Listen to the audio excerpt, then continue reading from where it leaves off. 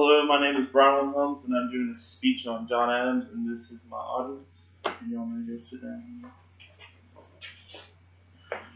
In the early life of John Adams, he came from the father of a farmer and of a preacher and of a councilman, all three wrapped up into one.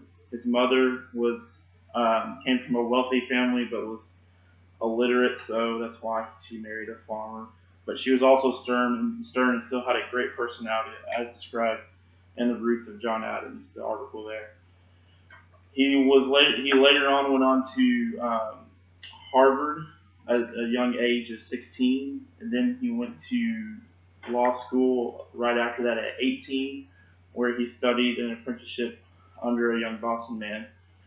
In his first case, which is kind of one of the pivotal moments of his early life and kind of a defining moment of him, he tried a trial where a dispute between two farmers, and where he went on to lose it on a technicality and kind of a corrupt judge all at the same time. From then on, he vowed to never lose on a technicality, to be the best lawyer there ever was, and to learn from his mistakes.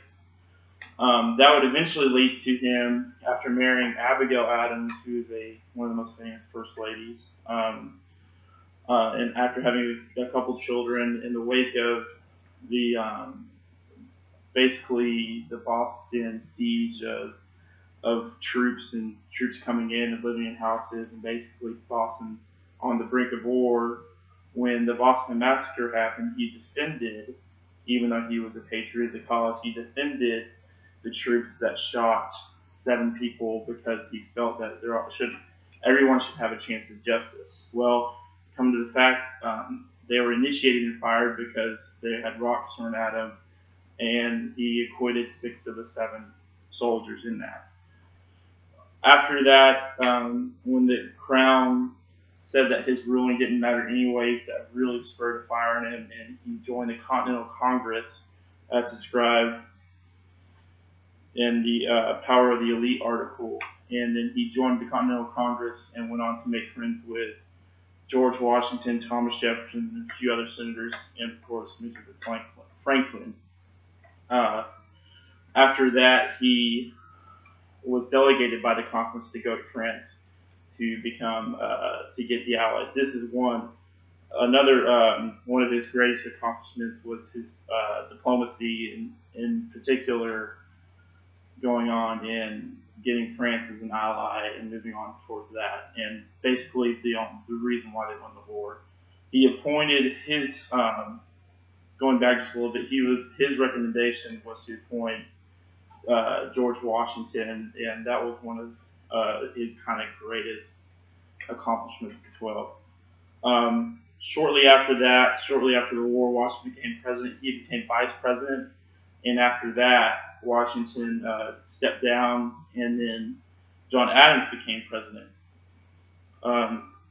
where he basically grew the economy, made more diplomacy, even with England, his enemy, and the Dutch. Going on to that in his later years, as described by David McLaughlin in the book John Adams. He went back to his farm, raised his sons, one eventually becoming another president, John Quincy Adams. He had a falling out during his presidency with Thomas Jefferson, and then rekindled his relationship with his friend, and it's very documented, him writing letters and journals back and forth. And a former president, Thomas Jefferson, I think was the 3rd president.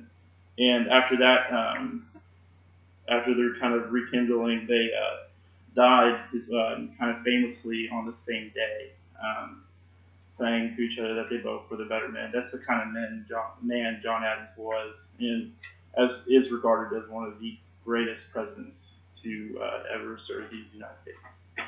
All